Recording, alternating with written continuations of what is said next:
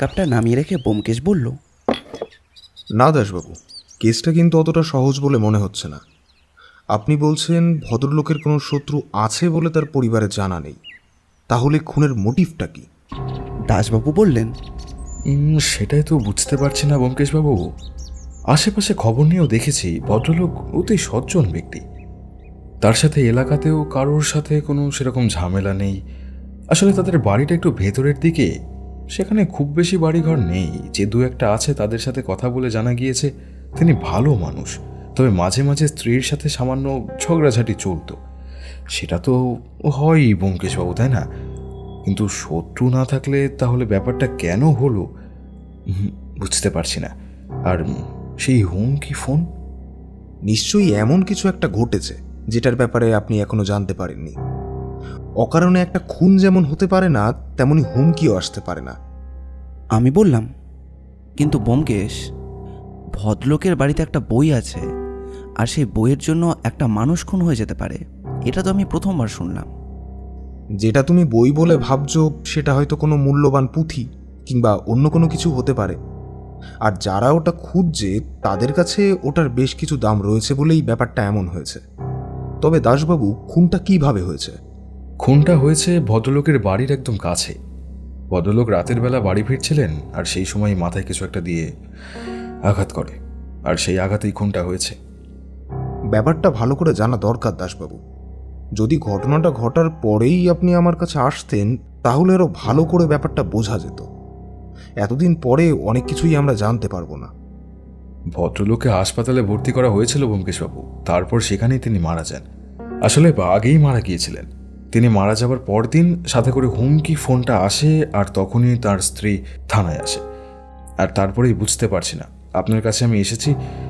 প্রথমে অনুমান করা হয়েছিল এটা ছিনিদের কাজ, তবে তার কাছ থেকে কোনো টাকা পয়সা পাওয়া যায়নি। তাই এটাই অনুমান করা হয়েছিল টাকার জন্য ফোনটা করা হয়েছে। তবে চিঠিটা, ফোনটা আসার পরে ব্যাপারটা আমার একটু অন্যরকম বলে মনে হয়েছে, তাই আপনার কাছে এসেছি। আর একটা বইয়ের ব্যাপার জড়িয়ে আছে এখানে। ব্যোমকেশ বেশ কিছুক্ষণ মাথা নিচু করে চোখ বন্ধ করে বসে রইল। তারপর চোখ বন্ধ করা অবস্থাতেই বলল, ভদ্রলোকের বাড়িতে একবার যাওয়া দরকার। তার সাথে কথা বলেই ব্যাপারটা জানতে হবে। আর তাছাড়া ফোনের জায়গাটা, এমনকি আশেপাশেও একটু খোঁজ খবর নিতে হবে। সে তো যেতেই হবে। আমি তার জন্য পুলিশের জিপ নিয়ে এখানে এসেছি। আপনি বেরিয়ে পড়লেই হলো। বুঝতেই পারছেন, এলাকার মধ্যে রাস্তায় একটা খুন হয়ে গিয়েছে, এমনিতেই পুলিশের ওপর একটা চাপ রয়েছে। আর তাছাড়া আবার এই হুমকি ফোনের ব্যাপারটা এসে আরও কেসটা জটিল করে দিয়েছে। আমার কি মনে হয় জানো, এর পেছনে অন্য কোনো ব্যাপার রয়েছে। নাহলে অকারণে খুন আর হুমকি, না না না না। আর সমস্যা হলো, হুমকিটা কিন্তু খুন হওয়ার পরে এসেছে। সেইটাই তো অবাক লাগছে অজিত। হুমকিটা কি খুন হওয়ার আগে এলে বোঝা যেত যে খুনটা কী কারণে হয়েছে?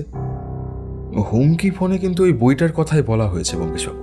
যে বইটা ওরা চেয়েছে, কিন্তু সেই বইয়ের কথা ভদ্রলোকের বাড়ির কেউ জানে না। এভাবে হবে না, আমাদের সেখানে গিয়েই দেখতে হবে। আর মৃতদেহটা তো দেখাটা সম্ভব নয়। আর তাহলে একবার মার্ডার স্পটটা, মৃতদেহের ব্যাপারে আপনি কথাটা বলতে পারবেন। মৃতদেহের মাথায় ভারী কিছু দিয়ে যে আঘাত করা হয়েছিল, তার জন্যই ফোনটা হয়েছে বলে ধরা হচ্ছে। তবে তাছাড়া তার গোটা শরীরে ধস্তাধস্তির চিহ্ন ছিল ব্যোমকেশবাবু।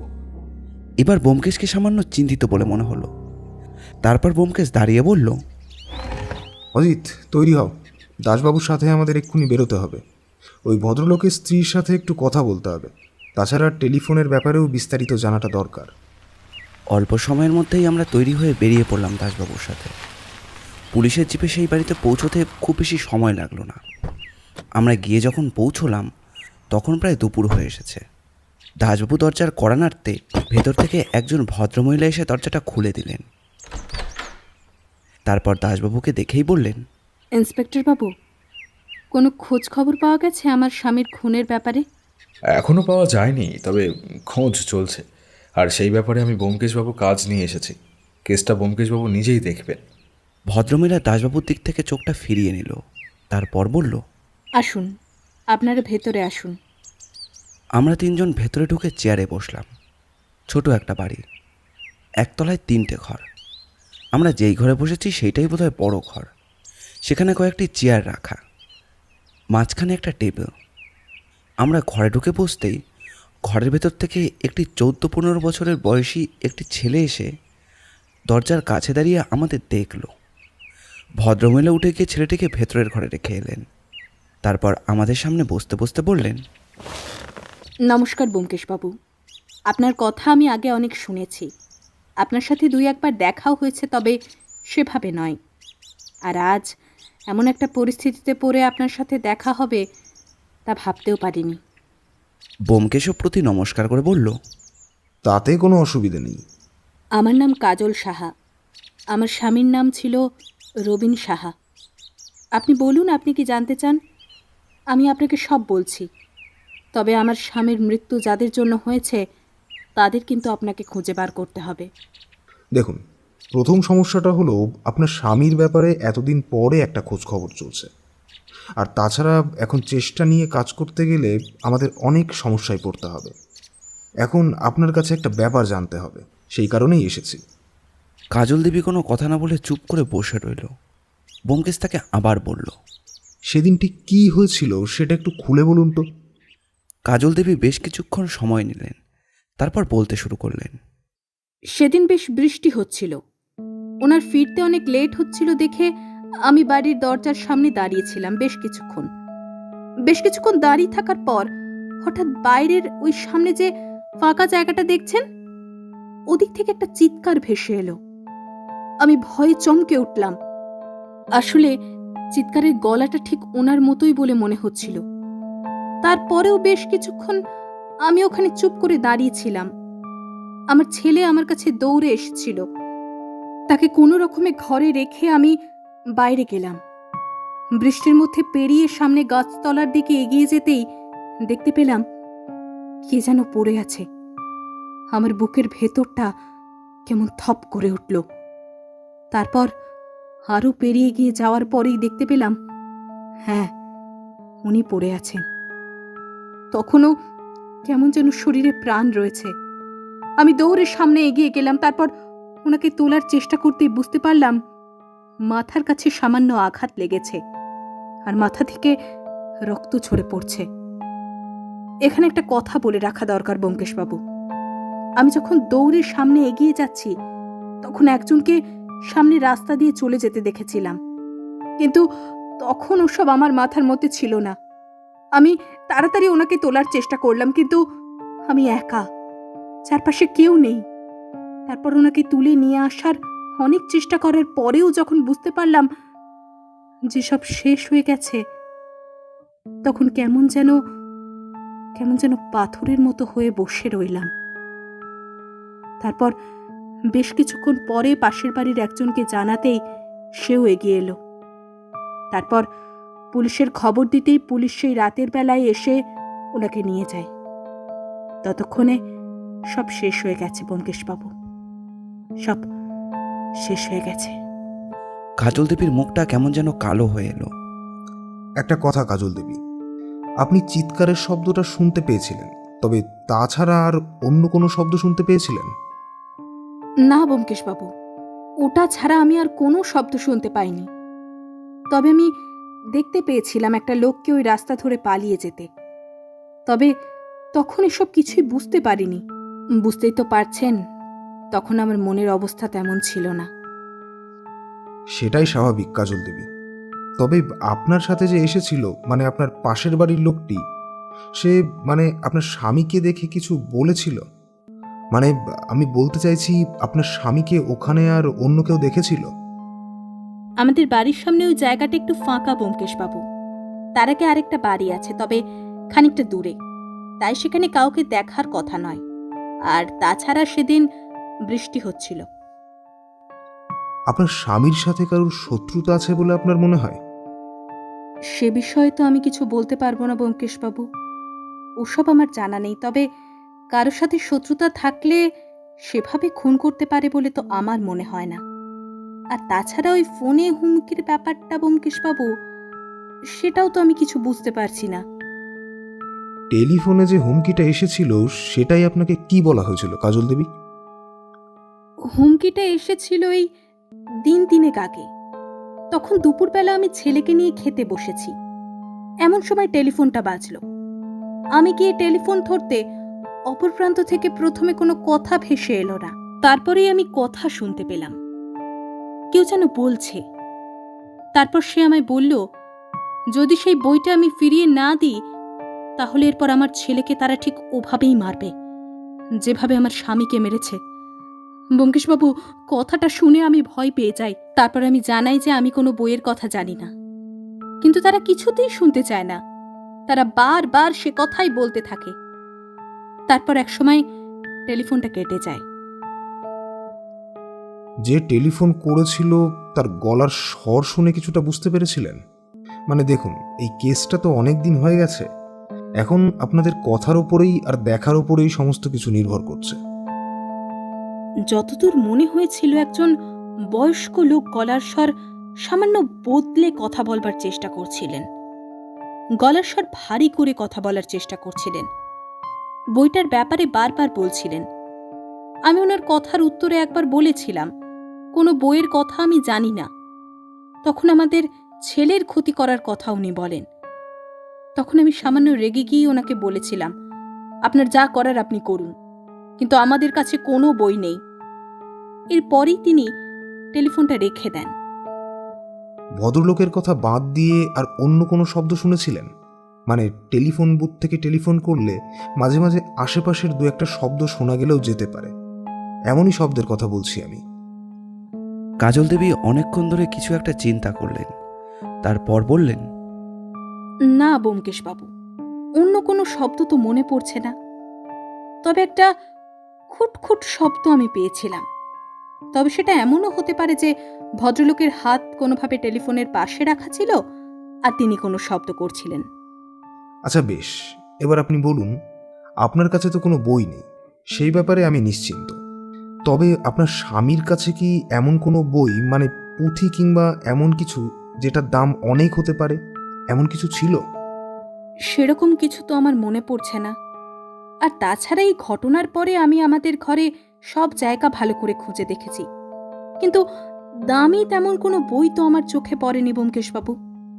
তার জন্য আমি বুঝতে পারছি না বইটা কেন ওই লোকটা চাইল। আর এই বইটার সাথে আমার স্বামীর মৃত্যুর কি কোনো সম্পর্ক আছে? দেখুন, যদি এমন কোনো বই আপনার স্বামীর কাছে সত্যিই থেকে থাকে কিংবা কোনোভাবে মূল্যবান সম্পত্তি এসে থাকে, তাহলে অনুমান করা যেত যে তার জন্যেই খুনটা হয়েছে। কিন্তু খুনটা হয়েছে বাড়ির বাইরে, আর আপনার বাড়িতে কিন্তু চুরির কোনো চেষ্টা চালানো হয়নি। এক্ষেত্রে সামান্য কয়েকটা খটকা থেকে যাচ্ছে। আচ্ছা, যেদিন আপনার স্বামী খুন হয় সেদিন তার মধ্যে অদ্ভুত কোনো পরিবর্তন লক্ষ্য করেছিলেন? না ব্যোমকেশবাবু, তেমন তো কোনো পরিবর্তন লক্ষ্য করিনি। প্রতিদিনের মতোই মনে হয়েছিল। ব্যোমকেশের মুখে চিন্তার ভাঁজ ফুটে উঠতে দেখা গেল। আমি বুঝতে পারছিলাম ব্যোমকেশ এখনো পর্যন্ত এমন কোনো সূত্র পায়নি যেটা দিয়ে কেসটা শুরু করা যেতে পারে। আর তাছাড়া এখন পর্যন্ত আমার নিজে শুনেও মনে হয়নি যে ব্যোমকেশ কোনো একটা সূত্র পেতে পারে। বেশ কিছুক্ষণ এভাবে থেকে ব্যোমকেশ বলল, বেশ কাজল দেবী, আজ তাহলে আমরা উঠি। আমার মনে হয় আপনাদের বাড়িতে সেই বইটা কোথাও নেই। যদি সেটা থাকতো তাহলে হুমকি দেওয়ার পাশাপাশি একটা চুরির চেষ্টা হতো বলে আমার মনে হয়। সেটা যখন হয়নি, আপনি নিশ্চিন্তে থাকতে পারেন।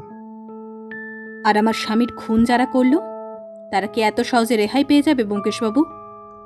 পুলিশের দিক থেকে যতটা সম্ভব ততটা পুলিশ চেষ্টা করছে। আর তাছাড়া এখন থেকে আমিও কেসটা হাতে নিলাম, তাই একটু সময় দিন।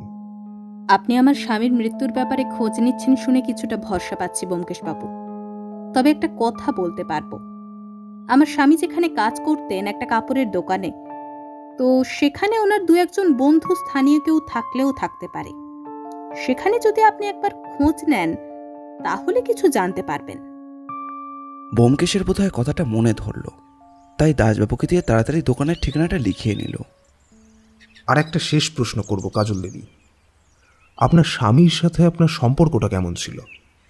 এতক্ষণ পরে প্রথমবার কাজল দেবীর মুখে কেমন যেন একটা অবাক আর ভয়ের ভাব ফুটে উঠল, কিন্তু সামান্য সময়ের মধ্যে সেটা চাপা দিয়ে বললেন, যেমন হওয়া উচিত ব্যোমকেশবাবু ঠিক তেমনই ছিল। এই প্রশ্নের উত্তরের পর ব্যোমকেশ সিরিয়াল ছেড়ে উঠে পড়ে। তাকে দেখা দেখি আমরাও চেয়ার ছেড়ে উঠে পড়লাম। কাজল দেবী আমাদের দরজা পর্যন্ত পৌঁছে দিতে এলেন। তারপর বললেন, আমার স্বামীর সাথে আমার সম্পর্ক ভালো ছিল না বলে আবার কোনোভাবে আমায় সন্দেহ করে বসবেন না ব্যোমকেশবাবু। সে ব্যাপারে আমার সাক্ষী কিন্তু রয়েছে আমার পাশের বাড়ির ভদ্রলোক। কেসের কারণে যুক্তি অনুযায়ী সবাইকেই অপরাধী বলে ভাবতে হয়। তবে আপনি তবে আপনি যদি কিছু নিশ্চিত না জেনে থাকেন তাহলে আপনার ভয় পাবার কোনো কারণ নেই। চলুন দাসবাবু, তাহলে বেরিয়ে পড়া যাক। সেখান থেকে বেরিয়ে আমরা এসে দাঁড়ালাম মার্ডার স্পটের কাছে। মার্ডার স্পটের জায়গাটা সত্যিই ফাঁকা। কাজল দেবীর বাড়ি থেকে বেরিয়ে বেশ খানিকটা জায়গা ফাঁকা। তারপরে খানিকটা দূরে আরও একটা বাড়ি, এর মাঝে ছোট একটি রাস্তা, আর এছাড়া একটা ফাঁকা জায়গা মতোও রয়েছে। উল্টো দিকে বেশ কিছু গাছপালা এবং তার পাশে একটা বাড়ি। সেই বাড়িটাকে দেখে মনে হলো সেখানে খুব একটা কেউ থাকে না। আমরা মার্ডার স্পটের জায়গাটা গিয়ে দাঁড়াতেই দাসবাবু একটা গাছতলা দেখিয়ে বললেন, এখানে ব্যোমকেশবাবু, এই গাছতলা থেকে সামান্য কিছুটা পিছিয়ে মৃতদেহটা পড়েছিল। কি দিয়ে খুন করা হয়েছে? যতদূর সম্ভব লোহার কোনো ভারী অস্ত্র। তবে আশেপাশে কোনো কিছু পেয়েছিলেন আপনারা? না ব্যোমকেশবাবু, আমরা খুব ভালো করে চারপাশটা খুঁজে দেখেছি, কিন্তু খুন করার মতো কোনো অস্ত্র আমরা এখানে পাইনি। আমার মনে হয় লোকটা অস্ত্রটা সঙ্গে করে নিয়ে চলে গিয়েছে। এই কথায় ব্যোমকেশের মুখটা বেশ চিন্তিত হয়ে এলো। তারপর সে বলল, সেদিন বৃষ্টি হয়েছিল, তাই না? তার মানে এখানে সামান্য কাদা থাকার জন্য পায়ের ছাপ থাকতে পারত। তবে এতদিন পরে সেটা খুঁজে পাওয়া আর সম্ভব নয়। তবুও ব্যোমকেশ ফাঁকা জায়গাটার চারিপাশে ঘুরে বেড়ালো। এক সময় উল্টো দিকে সামান্য জঙ্গল মতো জায়গাটার কাছে গেল। তারপর বলল, উল্টো দিকে যে বাড়িটা আছে ওই বাড়িতে কেউ থাকে না? মানে সেদিন রাত্রে ওই বাড়ি থেকে কেউ যদি কিছু দেখতে পেয়ে থাকে? না ব্যোমকেশবাবু, বুঝতে পারছি এই জায়গাটা একটু ভেতরের দিকে, এখানে বাড়িঘর এমনিতেই একটু কম, আর তাছাড়া ওই বাড়িতে আপাতত কেউ থাকে না, তাই কেউ কিছু দেখেনি সেভাবে। ব্যোমকেশ বাড়িটার দিকে তাকিয়ে বলল, এই বাড়িটার কাছেই লুকিয়ে থাকা যায় দাসবাবু। এখান থেকে খুনি রবিনবাবুকে অনুসরণ করে থাকতে পারে, আর তারপর ওই গাছতলায় বৃষ্টির মধ্যে দাঁড়িয়ে তার সঙ্গে কথাবার্তা বলে তারপর সুযোগ বুঝে তার মাথায় আঘাতটা করে এখান থেকে চলে যায়। আর চিৎকার শুনে কাজল দেবী বেরিয়ে আসেন আর তাকে চলে যেতে দেখেন। তবে সময়টা ছিল রাতের বেলা দাসবাবু। কোথাও না কোথাও একটা আমরা কিছু দেখতে পাচ্ছি না। চলুন দাসবাবু, ওই বাড়িতে গিয়েই না হয় ব্যাপারটা নিয়ে আলোচনা করা যাবে। আমরা তিনজন কাজল দেবীর বাড়ির সামনের স্পট থেকে বেরিয়ে এসে জিপে উঠতেই ব্যোমকেশ বলল, দাসবাবু, আমাদের আপনি বাড়িতে নামিয়ে দিন। সেই দোকানের ঠিকানাটা আমার কাছেই রইল, আমি একবার খোঁজ নিয়ে নেব। তবে আপনাকে অন্য আর একটা কাজ করতে হবে। আপনাকে পোস্টমর্টম এবং মর্গ থেকে কয়েকটা বিষয় জানতে হবে, যে মৃতদেহের শরীরে কোথাও নখের আঁচড় ছিল কিনা, বিশেষ করে মুখে নখের আঁচড় ছিল কিনা সেই ব্যাপারটা জানা দরকার। ব্যোমকেশের কথা আমি বেশ অবাক হলাম। বললাম, কিন্তু ব্যোমকেশ, রবিনবাবুকে যে মেরেছে সে তো মাথায় আঘাত করেছে। তাছাড়া ধস্তাধস্তির চিহ্ন যে আছে সেটাও দাসবাবু জানিয়েছেন। তাহলে এরপরেও তুমি নখের আঁচড়ের কথা বলছো কেন? নখের আঁচড় থাকার একটা কারণ রয়েছে অজিত। তাছাড়া নখের আঁচড় তার মুখে থাকাটা মানে খুনি প্রচণ্ড আক্রোশের উপরে তার উপর আক্রমণ করেছিল, আর সেই জন্যেই নখের আঁচড় তার শরীরে আসতে পারে। সামান্য ধস্তাধস্তিতে নখের আঁচড় শরীরের সব জায়গাতে এলেও মুখে কিন্তু আসবে না। আপনি কি কিছু বুঝতে পারছেন ব্যোমকেশবাবু? ওটা ব্যাপারটা ঠিক কী কারণে হচ্ছে? খুনটা হয়েছে বাড়ির একদম কাছাকাছি একটা জায়গায়, আর আপনি ভালো করে দেখলেই বুঝতে পারবেন। আশেপাশের বাড়িঘর বলতে কিন্তু ওই একটাই, আর অন্য বাড়িটা বেশ খানিকটা দূরে। আর তাছাড়া ভদ্রমহিলা বলছেন আর সেদিন রাত্রে বৃষ্টি হয়েছিল। বৃষ্টির মধ্যে লোকজন খুব একটা বাইরে আসবে না। এর একটাই কারণ হতে পারে। আমার মনে হয় খুনি রবিনবাবুকে অনেক দিন ধরেই অনুসরণ করেছেন, তবে সুযোগ পেয়ে সেদিন ওখানেই ওকে আক্রমণ করেছেন। তবু সেখানে একটা খটকা থেকে যাচ্ছে দাসবাবু, কিন্তু খটকাটা এই মুহূর্তে আমার মাথায় আসছে না। মনে হচ্ছে খুনি রবিনবাবুর চেনা। আমি বরং গিয়ে দেখি পোস্টমর্টমের রিপোর্ট থেকে কিছু বার করা যায় কি। আর আপনি এদিকটা দেখুন, যদি কিছু জানতে পারি আপনাকে নিশ্চয় জানাবো ব্যোমকেশবাবু। দাসবাবু বেরিয়ে যেতেই আমরা বাড়ি ফিরলাম।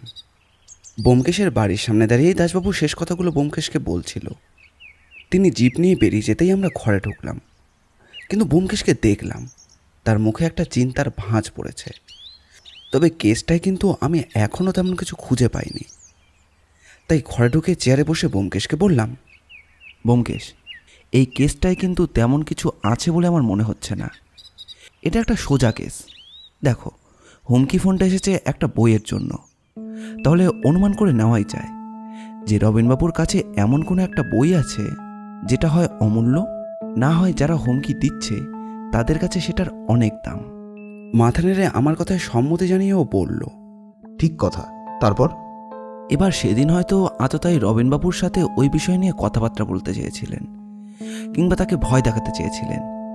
সেখানে হাতাহাতি হয়, কারণ পোস্টমর্টেম রিপোর্টে ধস্তাধস্তির চিহ্ন রয়েছে। কোনোভাবে সেখানে খুনি রবিনবাবুর মাথায় কোনো ভারী কিছু দিয়ে আঘাত করেন, আর তারপরই সেখান থেকে চলে যান।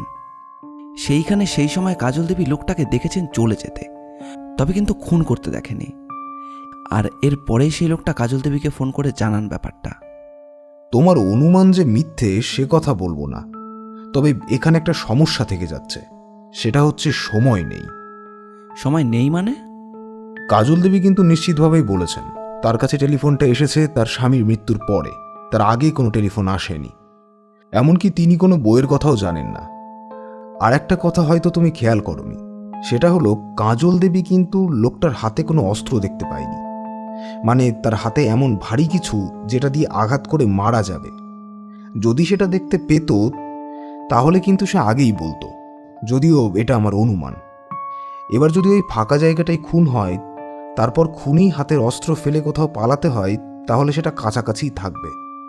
অথচ দাসবাবু আর তার পুলিশের ওপরে এইটুকু ভরসা তুমি রাখতেই পারো যে তারা অন্তত মার্ডার স্পটটা ভালো করে খুঁজে দেখেছে। তাই এখন প্রশ্ন হলো দুটো, এক্ষুনি আততায়ী কিংবা হুমকিবাজ তুমি যাই বলো না কেন, তারা রবিনবাবুকে মারার পরে কাজল দেবীকে টেলিফোন করলেন কেন? আর দ্বিতীয় প্রশ্ন হলো, রবিনবাবুর মাথায় ভারী কিছু দিয়ে আঘাত করা হলে সেই ভারী জিনিসটা আসলে ইট কিংবা পাথর জাতীয় কিছু হতে পারে না, কারণ সেটা হলে আশেপাশেই পাওয়া যেত এবং তাতে সামান্য রক্ত থাকারও কথা ছিল। তোমার প্রথম প্রশ্নের উত্তরটা আমার কাছে নেই ব্যোমকেশ, কারণ আমার মনে হয়েছে তারা রবিনবাবুর কাছ থেকে প্রথমে ওই বইটা নিতে চেয়েছিল।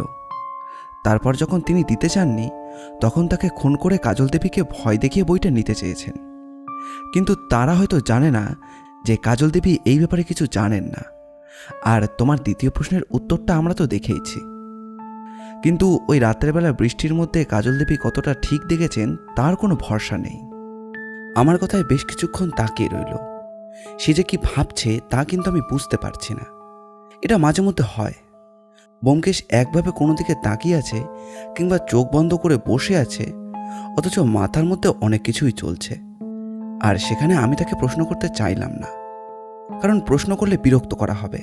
তাই বেশ কিছুক্ষণ ব্যোমকেশ ওভাবে বসে থাকলে আমি নিজের ইজি চেয়ারের উপর হেলান দিয়ে বসে বসে ভাবতে লাগলাম। আর ভাবতে ভাবতেই হঠাৎ করে একটা কথা মনে পড়ে গেল। সেই কথাটা ব্যোমকেশকে বলার জন্য মুখ খুলতেই ব্যোমকেশ বলল, আমার ওই কথাটাই মনে হয়েছে অজিত। আর এই অনুমানটা যদি সত্যি হয়, তাহলে মার্ডার ওয়েপেনের সমস্যাটা মিটে যাচ্ছে। কি অজিত? কথাটা মাথায় আসার সঙ্গে সঙ্গেই আমি কেসটাকে অন্যভাবে সাজাতে শুরু করেছিলাম।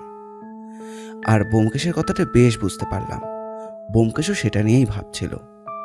তাই বললাম, কিন্তু ব্যোমকেশ, আমাদের ভাবনা যদি সত্যি হয়, তাহলে তো পুরো কেসটাকে অন্যভাবে সাজাতে হবে। সেক্ষেত্রে তুমি মার্ডার ওয়েপেন খুঁজে পাবে কোথায়? আর এখানে সবথেকে বড় প্রশ্ন যেটা, সেটা হলো একটা মোটিভ যে থাকা দরকার। মোটিভ আছে অজিত, মোটিভ আছে। তুমি ভালোভাবে সব দেখোনি বলেই বলছো। যদি দেখতে পেতে তাহলে মোটিভের কথা তুমি বলতে পারতে। তুমি কাজল দেবীর কপালে একটা লাল দাগ দেখেছিলে? কই না তো, তার কপালে লাল দাগ তো সেভাবে লক্ষ্য করিনি। খেয়াল করার মতো না, খুবই সামান্যই ছিল। তবে সেটা কি থেকে হয়েছে বলে তোমার মনে হয়? আমি মুখ খুলে কিছু একটা বলতে যাব, তার আগেই ব্যোমকেশের টেলিফোনটা বেজে উঠল। ব্যোমকেশ উঠে গেল টেলিফোনটা ধরতে। অপর প্রান্ত থেকে বোধহয় দাসবাবু কথা বললেন। বেশ কিছুক্ষণ কথা বলার পর টেলিফোনটা রেখে আবার চেয়ারে এসে বসল। তারপর বলল, ব্যাপারটা নিয়ে আমায় একটু ভাবতে হবে, বুঝলে অজিত। ব্যাপারটা আমরা যতটা সহজ বলে ভাবছিলাম, ব্যাপারটা অতটা সহজ নয়। কেসটার মধ্যে অনেক কিছু আছে অজিত, আমায় একটু ভাবার সময় লাগবে। তুমিও নিজের মতো ভাবতে থাকো। যদি কিছু বার করতে পারো তাহলে আমায় জানিও। চলো, এখন স্নানটা সেরে নিয়ে তারপরে দুপুরের খাওয়া দাওয়া। আমি বুঝতে পারলাম ব্যোমকেশ এই মুহূর্তে আর কিছু বলতে চাইছে না, কারণ কেসটা যে কোন দিকে মোড় নিচ্ছে সেটা তার অনুমান ভিত্তিক এবং প্রমাণ তার প্রয়োজন, তাছাড়া কিছুই করা যাবে না। তাই আমিও তাকে সময় দিলাম। আমরা স্নান সেরে খাওয়া দাওয়া করে যে যার ঘরে চলে গেলাম। দুপুরে একটু ঘুমোতে যাওয়ার জন্য চুপ করে বসে বসে ভাবছি, কখন যে ঘুমিয়ে পড়েছি তা আমি নিজেই জানি না। ঘুমিয়ে ঘুমিয়ে কিন্তু অদ্ভুত একটা স্বপ্ন দেখলাম চারিদিকে খুব বৃষ্টি হচ্ছে। একটা অন্ধকার গাছের তলায় আমি দাঁড়িয়ে আছি। হঠাৎ করে আমার সামনের দিক থেকে কেউ এসে আমার দিকে এগিয়ে আসছে হাঁটতে হাঁটতে। তার হাতে শক্ত মোটা লাঠি জাতীয় কিছু। সে আমার অনেকটা কাছে এসে খুব আস্তে আস্তে আমার সামনে এলো। তারপর খুব ধীরে ধীরে আমার নামটা উচ্চারণ করলো। বেশ কিছুক্ষণ দাঁড়িয়ে আছি। বৃষ্টি পড়ছে, অন্ধকারের মধ্যে মাঝে মধ্যে বিদ্যুৎ চমকাচ্ছে, কিন্তু লোকটার মুখটা ভালো করে বোঝা যাচ্ছে না। আমি লোকটাকে কিছু একটা বলতে লোকটা আমায় বলল, বই কোথায়? আমি স্বপ্নের মধ্যেই অবাক হয়ে বলতে গেলাম, কোন বই? কোনো বই আমার কাছে নেই তো। মিথ্যে কথা। বলেই লোকটা হাতে লাঠির দিয়ে আমার মাথার উপর সজোরে আঘাত করলো। আমি দুহাতে মাথা চেপে ধরলাম, কিন্তু মাথায় তো কোনো রক্ত নেই। দেখতে দেখতে লোকটা হেসে উঠল। তার হাসিটা বড্ড চেনা বলে মনে হতে লাগলো আমার। কিন্তু একটু পরেই তার মুখটা যখন আমি স্পষ্টভাবে দেখতে পেলাম, তখন দেখি ব্যোমকেশ আমার দিকে তাকিয়ে তাকিয়ে হাসছে। কিন্তু হাসতে হাসতে তার মুখটা বদলে যেতে লাগলো। বদলে গিয়ে ঠিক দেখতে হলো, আমার ঘুমটা ভেঙে গেল এবং তারপরে আমি বুঝতে পারলাম যে সন্ধে হয়ে এসেছে। ঘরের জানালার পাশ দিয়ে সূর্যের আলো এখন আর ঢুকছে না। যেটা ঢুকছে সেটা হলো অন্ধকার। তাই সামান্য অন্ধকার নামতে শুরু করেছে। আমি বিছানা ছেড়ে উঠে বসতে বুঝতে পারলাম যে গোটা শরীরটা ঘামে ভিজে রয়েছে। বাইরে থেকে একটা ঠান্ডা বাতাস ভেসে আসছে। একটু পরেই বৃষ্টি নামবে, এটাই তার পূর্ব লক্ষণ। আমি বিছানা ছেড়ে ব্যোমকেশের ঘরের দিকে এগিয়ে গেলাম। ব্যোমকেশের ঘরে গিয়ে দেখি সে তখনও ইজি চেয়ারে বসে ডায়েরিটা খুলে কি যেন লিখছে। আমার পদশব্দ পেয়ে আমার দিকে তাকালো সে। অজিত, ঘুম কেমন হলো?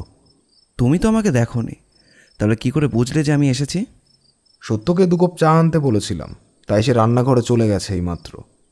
এত তাড়াতাড়ি ফিরে আসার কথা তার নয়। তাছাড়া পুটিরাম এই সময় ঘরে আসে না। ঘরে এলেও সে আমায় ডাকতে ডাকতে আসে। একমাত্র তুমিই কথা না বলে ঘরে ঢুকতে পারো। ব্যাপারটা কি খুবই কঠিন অজিত? কথাটা বলতে বলতে হঠাৎ ব্যোমকেশের কি হলো আমি জানি না, সে প্রায় চেয়ার ছেড়ে লাফিয়ে উঠল। পেয়েছি অজিত, পেয়েছি। ছাতা। ছাতা? হ্যাঁ, ছাতা। এতক্ষণ ধরে ব্যাপারটা আমার মাথায় আসেনি, এইমাত্র ব্যাপারটা মাথায় এলো। তুমি বসো, আমি তোমায় সব বলছি। তার আগে একটা টেলিফোন করে নিতে হবে। আমি ব্যোমকেশের পাশে ফাঁকা চেয়ারটায় বসে বুঝতে পারলাম ব্যোমকেশ টেলিফোনে দাসবাবুর সঙ্গে কথা বলছে। বেশ কিছুক্ষণ কথা বলার পর ব্যোমকেশ আমার পাশে এসে বলল, কেসটা সমাধান হয়ে গেছে মনে হচ্ছে অজিত। এবার সমস্যাটা হলো ছাতাটা পাওয়া যাবে কিনা। যদি পাওয়া না যায় তাহলে খুনটা প্রমাণ করা যাবে না। অন্যভাবে খুনটা প্রমাণ করার চেষ্টা করতে হবে। তুমি কি বলছো আমি কিছুই বুঝতে পারছি না। এতটা দিন যখন অপেক্ষা করলে তাহলে আজ বিকেল পর্যন্ত অপেক্ষা করো। দাসবাবু কয়েকটা ব্যাপারে খোঁজ নিয়ে জানাবেন, তারপরেই না হয়। আজ বিকেলে আমাদের একবার কাজল দেবীর বাড়িতে যেতে হবে। আশা করছি সেখানেই গোটা ব্যাপারটা তুমি বুঝতে পারবে। সত্যি বলতে ব্যোমকেশ কি ভাবছে বা কি বলতে চাইছে তার কিছুই আমি বুঝতে পারছিলাম না। কিন্তু ব্যোমকেশ যখন বলেছে আজ বিকেলেই কাজল দেবীর বাড়িতে সমস্ত ব্যাপারটা জানা যাবে, তার মানে সে বুঝতে পেরেছে যে খুনিটা কে আর খুনটা কিভাবে করা হয়েছে। তাই আমি আর প্রশ্ন করলাম না। ব্যোমকেশ মন দিয়ে ডায়েরিতে কিছু একটা লিখতে লাগলো। আমি বেশ কিছুক্ষণ বসে রইলাম। একটু পরে বৌদিমণি ঘরে এলো, বলল, ঠাকুরপো উঠে পড়েছ? আমি তোমায় ডাকতেই যাচ্ছিলাম। ঘুমটা ভেঙে গেল, আর তোমার হাতে চা না খেলে ঘুমটা পুরোপুরি কাটবে না। বৌদিমণি আর কিছু না বলে ঘর থেকে বেরিয়ে যেতেই ব্যোমকেশ বলল, তুমি মোটিভের কথা বলছিলে না অজিত? রবীনবাবুর খুনের আসল মোটিভ হলো কাজল দেবীর কপালে থাকা সেই লাল দাগ। এবার যেন আমি সত্যি আকাশ থেকে পড়লাম। তেমনভাবেই বললাম, কিন্তু তার সাথে রবিনবাবুর খুন হওয়ার সম্পর্ক কি? আছে অজিত, আছে। তুমি এখনো বুঝতে পারছো না। তুমি এই ব্যাপারটাকে অন্যভাবে ভাবছো। একটু ভালো করে ভাবলেই বুঝতে পারবে আমি কেন বারবার একই কথা বলছি। একটা ধারণা যে আমার হচ্ছিল না তা কিন্তু নয়, কিন্তু সেটা কি করে সম্ভব সেটাই আমি বুঝতে পারছিলাম না। ব্যোমকেশ বোধহয় আমার মনের অবস্থাটা বুঝতে পারল, বলল, সব কিছুই যুক্তি দিয়ে বিচার করা উচিত অজিত। হতে পারে না বলে কোনো শব্দ হয় না, আর এখানে মোটিভ একটা রয়েছে। তাই স্বাভাবিকভাবেই তুমি যাকে খুনি বলে ভাবছো সেই আসল খুনি। আজ বিকেলেই সেটা প্রমাণ হয়ে যাবে। আমি বুঝতে পারলাম আমি যেটা ভাবছি সেও সেটাই ভাবছে, কিন্তু এটা হয় কি করে? সেদিন বিকেলে দাসবাবু পুলিশের জিপে করে আমাদের বাড়িতে এলেন, তারপর আমাদের নিয়ে বেরিয়ে গেলেন কাজল দেবীর বাড়ির উদ্দেশ্যে। পথে ব্যোমকেশের সাথে কেস নিয়ে কয়েকটা কথাবার্তা হলেও ব্যোমকেশ কিন্তু দাসবাবুকে খুলে বলল না কিছুই। তার বদলে জানালো কাজল দেবীর বাড়িতে গিয়েই সমস্ত ব্যাপারটার ফয়সলা হবে। দাসবাবুকে ব্যোমকেশ একটা ব্যাপারে খোঁজ খবর নিতে বলেছিল। সেই তথ্যটা জানার পরে ব্যোমকেশ আরও নিশ্চিত হলো যে তার অনুমান মিলে গেছে। আমরা যখন কাজল দেবীর বাড়ির সামনে গিয়ে দাঁড়ালাম তখন বিকেল নেমে এসেছে। আমাদের দেখে কাজল দেবী আগের দিনের মতোই বসার ঘরে বসালেন। তারপর বললেন, ব্যোমকেশবাবু, কিছু জানতে পারলেন আমার স্বামীর খুনের ব্যাপারে? আর ওই হুমকি টেলিফোন কারা করেছিল? খুনের ব্যাপারে না হয় পরে বলছি, তবে আগে হুমকির টেলিফোনটা নিয়ে কথা বলি। আপনার কাছে কোনো হুমকির টেলিফোন আসেনি। গোটা ব্যাপারটাই আপনি পুলিশের কাছে মিথ্যে কথা বলেছেন। কাজল দেবী এতক্ষণ মাথাটা নিচু করেছিলেন। এবার মাথা তুলতেই দেখা গেল তার চোখ জলে ভরে গেছে। তিনি সেভাবেই ধরা গলায় বললেন, কিন্তু ব্যোমকেশবাবু, আমি মিথ্যে কথা বলতে যাব কেন? কারণ আপনার প্রয়োজন ছিল পুলিশের কড়া নজরটাকে অন্যদিকে ঘুরিয়ে দেওয়ার। তার জন্য হুমকির টেলিফোনের কথাটা বললে পুলিশ মনে করবে বাইরে থেকে কেউ এই ব্যাপারের সঙ্গে যুক্ত রয়েছে, আর সে আপনাকে টেলিফোন করছে।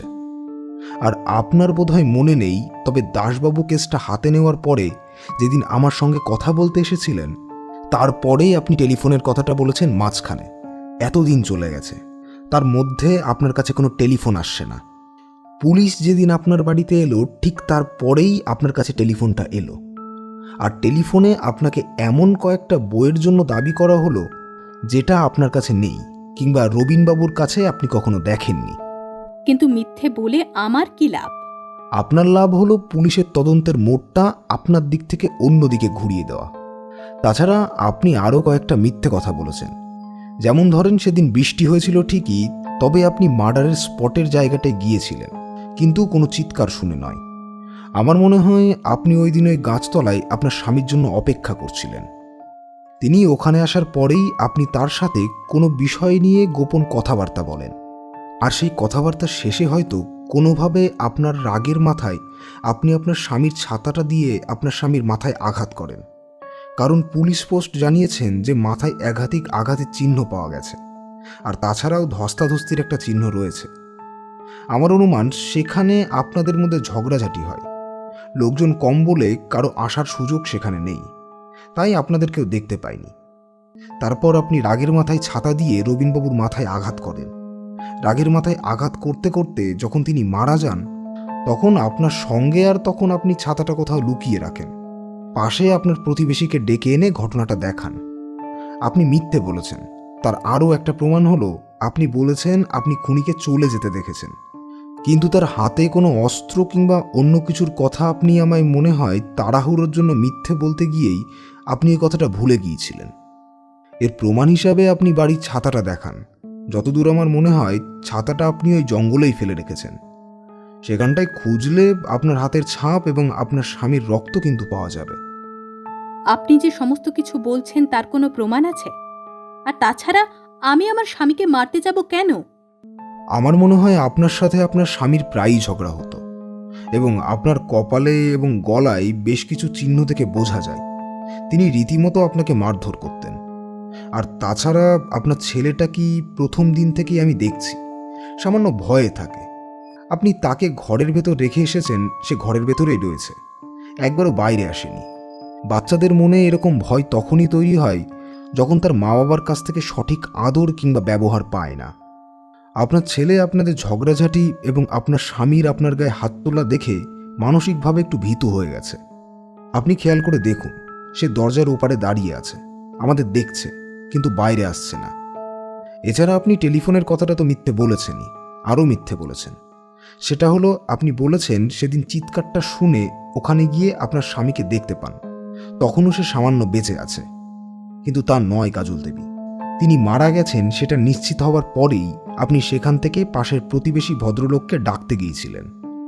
আমার আর একটা কথাও মনে হয়, আমার মনে হয় সেদিন রাত্রে আপনি ওখান থেকে আগে ঘরে ফিরে এসেছেন, তারপর ছাতাটা এবং আপনার পরনের কাপড়টা বদলে নিয়েছেন, কারণ আপনার পোশাক আশাকে সামান্য রক্ত লেগে থাকতে পারে।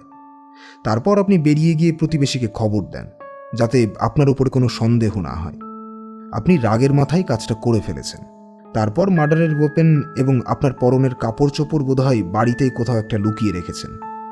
গোটা ব্যাপারটা আপনি করেছেন আপনার স্বামীর অত্যাচারের হাত থেকে বাঁচার জন্য, আমার প্রথমে এটা মনে হয়েছিল। কিন্তু একটা খটকা আমার প্রথম থেকেই ছিল, হুমকি ফোন যদি আসার হয় তাহলে সেটা আগে আসবে, রবীনবাবুর মৃত্যুর পরে আসবে কেন? এবার আপনি চাইলে অস্বীকার করতেই পারেন, সমস্ত কারণটা আপনার কাছে যে প্রমাণটুকু রয়েছে সেটুকুর ভিত্তিতে আমরা আপনাকে সন্দেহ করতে পারি। তবে আমি আশা করছি এই কেসে আরও কিছুদিন সময় দিলে এমন কিছু খুঁজে বার করতে পারবো যাতে আপনাকে... কেউ জানতো না ও কতটা শয়তান।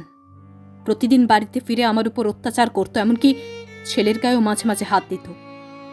অথচ বাইরে সবার কাছে খুব ভালো মানুষ হিসেবে সেজে থাকতো। এমনকি আমাদের প্রতিবেশীরা যে কয়েকজন আছে তারাও ওর ব্যাপারে কিছুই জানতো না। তারা মনে করতো আমাদের ঝগড়াঝাটি হয় মাঝে মাঝে, কিন্তু প্রতিদিন আমার গায়ে হাত তুলতো। কিন্তু সমস্তটা আমি সহ্য করছিলাম আমার ছেলের মুখের দিকে তাকিয়ে। কিন্তু সেদিনের আগে যখন ও ছেলের গায়ে হাত তোলে, ছেলেটা বিছানার উপর থেকে মাটিতে পড়ে যায়, মাথায় আঘাত পায়, সেদিন আমি ভেবে নিয়েছিলাম এর শেষ আমি দেখছি। কাজল দেবীর কথায় আমি অবাক হয়ে গেলাম, কারণ প্রতিবার দেখেছি খুন করার পেছনে খুনির একটা মোটিভ থাকে, একটা উদ্দেশ্য থাকে। কিন্তু এইভাবে নিজেকে বাঁচানোর জন্য একজন মহিলা যে তার স্বামীকে খুন করতে পারে সেটা কিন্তু আমি কল্পনাতেও ভাবিনি। তাই আমরা চুপ করে রইলাম। এমনকি ব্যোমকেশও চুপ করে মুখের সামনে হাত দুটো রেখে বসে রইল। সেও বুঝতে পারছিল যে কাজল দেবী আরও কিছু বলতে চাইছেন। কাজল দেবী আরও কিছুক্ষণ সময় নিয়ে বলতে শুরু করলো। সেদিন বৃষ্টি হয়েছিল। বৃষ্টির মধ্যে আমার ঘরে জানলা দিয়ে ওই গাছতলাটা দেখা যায়। আমি গাছতলার দিকে বেশ কিছুক্ষণ তাকিয়ে থাকতে থাকতে আমার মনে পরিকল্পনাটা এসেছিল। আমি তাই ছেলেকে ঘরে রেখে ছাতা নিয়ে ওই গাছতলায় গিয়ে দাঁড়াই। তবে তাড়াহুড়োতে জানলাটা বন্ধ করতে ভুলে গেছিলাম। ছেলে ঘরে বিছানার উপর ঘুমোচ্ছিল। আমি ওখানে ছাতা নিয়ে দাঁড়িয়ে থাকি। বেশ কিছুক্ষণ পরে যখন উনি আসেন, তখন আমার ওখানে এভাবে দাঁড়িয়ে থাকতে দেখে অবাক হয়ে আমার দিকে এগিয়ে আসেন। তারপর দু এক কথা বলার পর আমার গায়ে হাত তোলেন যে আমি কেন এখানে দাঁড়িয়ে আছি। ব্যোমকেশবাবু, আমি ভেবেই গিয়েছিলাম আজ ওকে খুন করব। তারপর আমার গায়ের উপর হাত তোলায় আমি আর মাথা ঠিক রাখতে পারিনি। ছাতাটা বন্ধ হয়েছিল। সেই ছাতার লোহার বাট দিয়ে মাথার উপরে আঘাত করি। একটা আঘাতেই সামান্য চমকে গিয়ে আমায় আটকানোর চেষ্টা করে। একবার আমায় মাটিতে ফেলেও দেয়। আর তারপর ওকে একটা ধাক্কা দিয়ে মাটিতে আঘাত করতে থাকি, যতক্ষণ না ওর কথা বন্ধ হয়ে আসে। তারপর যখন বুঝতে পারি ও মারা গেছে, তখন প্রথমে ভয় পেয়ে যাই, কারণ সামনের জানলার দিকে তাকালে দেখতে পাই আমার ছেলে ব্যোমকেশবাবু, আমার ছেলে জানলার কাছে দাঁড়িয়ে। তখন আমার মাথা ঠিক ছিল না। আমি তাড়াতাড়ি দৌড়ে চলে আসি। ছাতাটা ওখানেই পড়ে থাকে। ছেলেকে কোলে তুলে নিয়ে কাঁদতে থাকি। তারপর ছেলেকে বোঝাই যে আমি যা করেছি ওর ভালোর জন্যই করেছি। একসময় আমার মাথা ঠান্ডা হলে আমি আবার যাই। তখন ছাতাটা তুলে এনে আর আমার পরনের কাপড়গুলো বাড়ির পেছনে এনে তেল ঢেলে আগুন জ্বালিয়ে পুড়িয়ে দিই। তবে ছাতার বাঁটটা থেকে গেছিল। ওটাকে বাড়ির পেছনে মাটিতে পুঁতে রেখেছি। সবকিছু করে তারপর কাঁদতে কাঁদতে পাশে প্রতিবেশী ভদ্রলোকের কাছে যাই। তারপর তো তাকে নিয়ে আসার পর পুলিশে খবর দেওয়া হয়। আমি ভেবেছিলাম পুলিশ হয়তো আমায় সন্দেহ করবে না, কিন্তু আমার সাথে ওনার ঝগড়ার কথা প্রতিবেশী ভদ্রলোক জানতেন, আর আমার উপর একটা সন্দেহ হতেই পারে। তাই যেদিন পুলিশ আমায় জেরা করে তার পরদিনই আমি টেলিফোনের মিথ্যে গল্পটা বলি। তবে বুঝতে পারিনি যে টেলিফোনের মিথ্যে গল্পটা বললে কেসটা আপনার হাতে চলে যাবে আর আপনি সব বুঝতে পেরে যাবেন। ব্যোমকেশবাবু, আমি যা করেছি আমার আর আমার ছেলের ভবিষ্যৎ চিন্তা করেই করেছি। এবার যদি আমার শাস্তি হয় তাহলে আমি তা মাথা পেতে নেব, কিন্তু আমার ছেলের ভবিষ্যৎটা যেন অন্ধকার না হয়ে যায়, এটুকু কথা আপনাকে দিতে হবে। কাজল দেবী কথা শেষ করে ব্যোমকেশের দিকে উৎসুক চোখে তাকিয়ে রইল। তার চোখের কোল বেয়ে জল নেমে আসতে লাগলো। আমি ঘরের ভেতর দিকে তাকিয়ে দেখলাম বাচ্চা ছেলেটা তখনও ঘরের একটা পর্দা ধরে নিজেকে আড়াল করে দাঁড়িয়ে রয়ে মাঝে মধ্যে এদিকে তাকাচ্ছে। কেমন যেন একটা অস্বস্তি হচ্ছিল। এমন একটা মানুষকে শাস্তি দিতে গেলে তার বাচ্চা ছেলেটার ভবিষ্যৎ নষ্ট হয়ে যাবে, কিন্তু আইনের চোখে যে অপরাধী তাকে শাস্তি দিতেই হবে। ব্যোমকেশ কিছুক্ষণ চুপ করে থেকে বলল, দেখুন কাজল দেবী, আপনি নিজের মুখে আপনার অপরাধ স্বীকার করেছেন। তাছাড়া আপনি যা করেছেন তা নিজেকে বাঁচানোর জন্য। তাই কোর্টে এই কেসটা উঠলে আমি কিংবা অজিত আপনার হয়ে সাক্ষী দেব। আর আশা করব দাসবাবু আপনাকে যতটা সম্ভব সাহায্য করতে পারবেন ততটা করবেন। তবে আপনি যা করেছেন তা অপরাধ, তাই শাস্তি আপনাকে পেতেই হবে। তবে আমরা এটুকু চেষ্টা করতে পারি আপনার শাস্তির মেয়াদ যাতে কম হয়। কি দাসবাবু? খুন যখন হয়েছে ব্যোমকেশবাবু, তাহলে তো শাস্তি দিতে হবে। তবে আপনি যা বলবেন ব্যোমকেশবাবু। তবে হ্যাঁ, আপনি চিন্তা করবেন না, আপনার স্বাস্থ্যের মেয়াদ পূর্ণ হওয়ার আগে পর্যন্ত আপনার ছেলের ভবিষ্যৎ নিয়ে কোনো সমস্যা হবে না।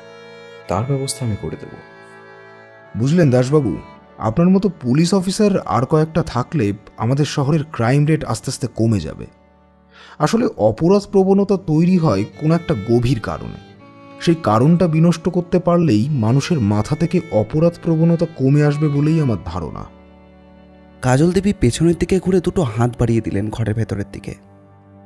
ছেলেটি পর্দা সরিয়ে আস্তে আস্তে তার মায়ের আঁচলে এসে মুখ গুজল। কাজল দেবী বাচ্চা ছেলেটিকে জড়িয়ে ধরে প্রথমবার শব্দ করে কেঁদে উঠল। আমি নির্বাক হয়ে বসে রইলাম। এখানে আমাদের কিচ্ছু বলার নেই। দাসবাবু নিজেই সমস্ত ব্যবস্থা করবেন বলেছিলেন, তাই আমরা একটা ভাড়ার গাড়ি করে বাড়ি ফিরে এলাম। ব্যোমকেশ নিজের চেয়ারে বসে চুপ করে বসে রইল। আমিও চুপ করে বসে রয়েছি।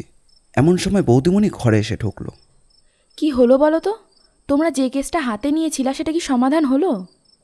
ব্যোমকেশ মাথা নাড়িয়ে সম্মতি জানাতেই সত্যবতী আবার বলল, কি হয়েছে? তোমাদের এমন চুপচাপ মনে হচ্ছে কেন? আমি কোনো কথা বললাম না। ব্যোমকেশ ধীরে ধীরে বলতে থাকলো, বুঝলে সত্য, মাঝে মাঝে মনে হয় আমরা যা করছি তাকে ঠিক করছি। আবার মাঝে মাঝে মনে হয় আমরা যা করছি তা যদি ঠিক না করি তাহলে অনেক অপরাধী শাস্তি পাবে না। আর সেটা করতে গিয়েই এমন অনেক অপরাধীকে শাস্তি দিতে হয়, যেটা মাঝে মাঝে যুক্তি দিয়েও মেনে নেওয়া যায় না। সত্যবতী কিছু বুঝতে না পেরে আমাদের দুজনের মুখের দিকে অবাক হয়ে তাকিয়ে রইল। আমিও চুপ করে বসে রইলাম, আর ব্যোমকেশও চুপ করে রইল। সেই সময় জানালার দিক থেকে বৃষ্টির ছাট এসে ঘরে ঢুকতে লাগলো, আর তার সাথে একটা ঠান্ডা হাওয়া। বাইরে